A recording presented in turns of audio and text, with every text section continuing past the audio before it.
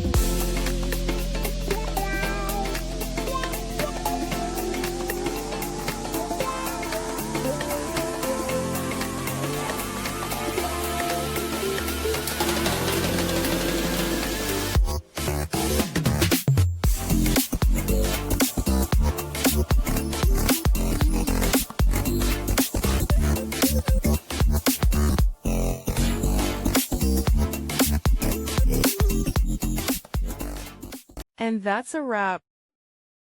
I hope you found the answer you were looking for. If you did, take a second to hit that subscribe button. It really helps out.